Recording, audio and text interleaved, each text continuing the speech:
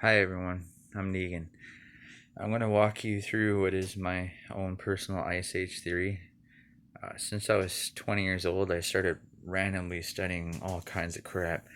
I, I just love learning, and I especially loved mysteries that baffle mankind. There's literally not much I didn't study. Now, this Ice Age theory of mine is a four-phase process. Now, I'll tell you the first stage as being the ice part, since we already know about that, all the way up to the current date, which is the second phase is the superstorm phase. Now, as I can explain it, if you take an atom and you cool that atom down, it's going to go really, really slow and move sluggish.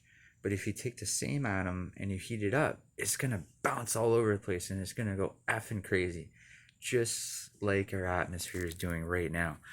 Now, in my opinion, the superstorm stage could be anything from uh, lightning, thunder, hail, um, tsunamis, hurricanes, forest fires, and I'm assuming earthquakes and maybe volcanoes.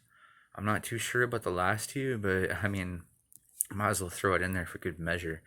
Um, this part here is really drastic. There's going to be an exponential heating of the planet, and like the ice, the white of the ice caps repels the true heat of the sun.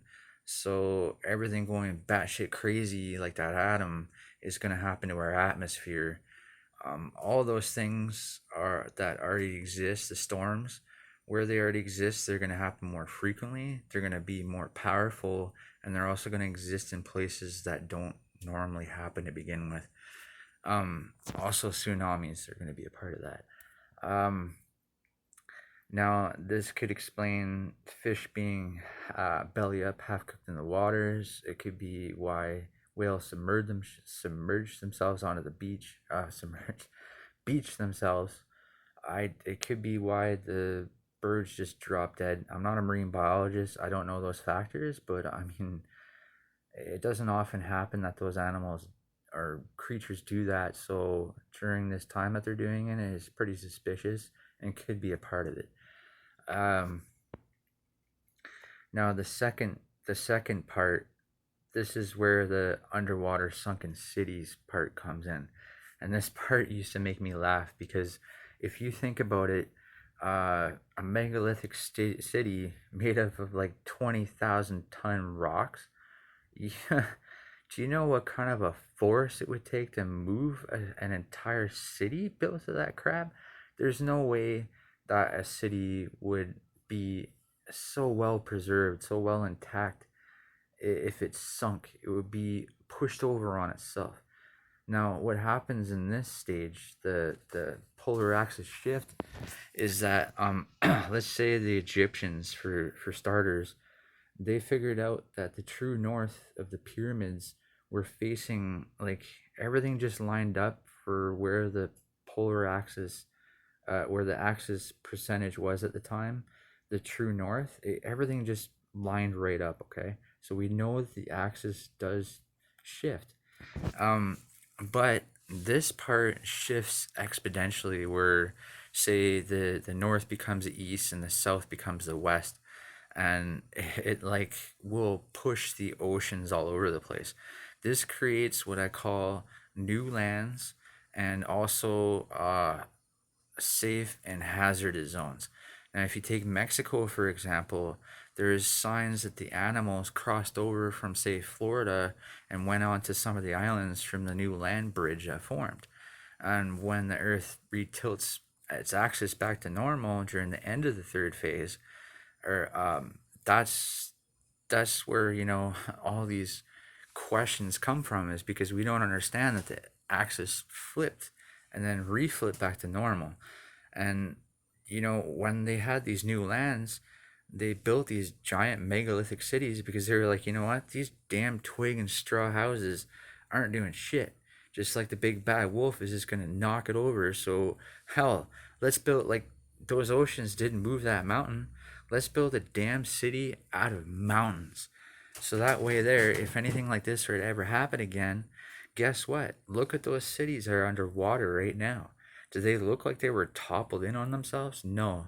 They're actually in pretty damn good condition from where they were laid to begin with because they were right.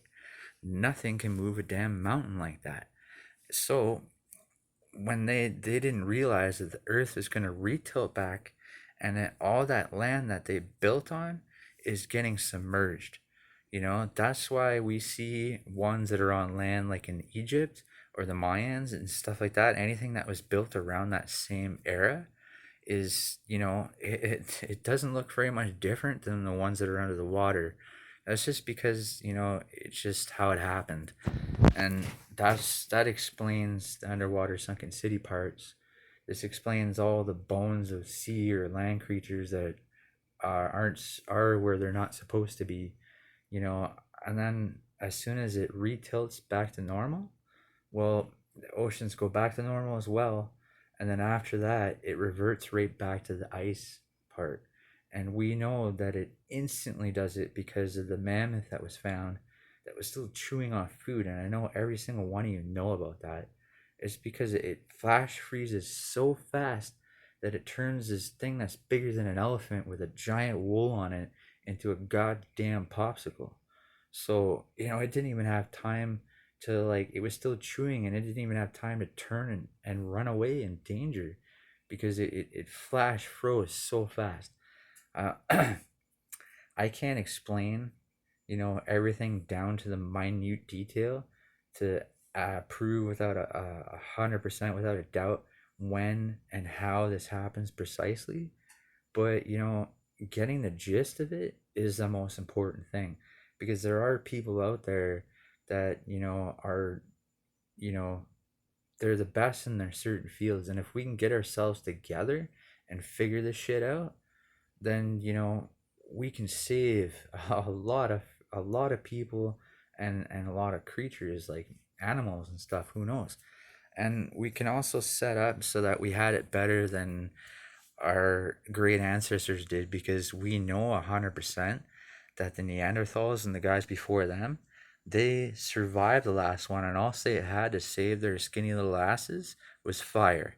So, I mean, it's not going to be pretty by any means, but there are ways that we can have a better life than what our great ancestors did because we have a little more than just the use of fire. And we have each other worldwide, and billions of heads together can put this thing into perspective more. It only takes one of us to figure this thing out. It takes the rest of us, to pick it apart and put it all together.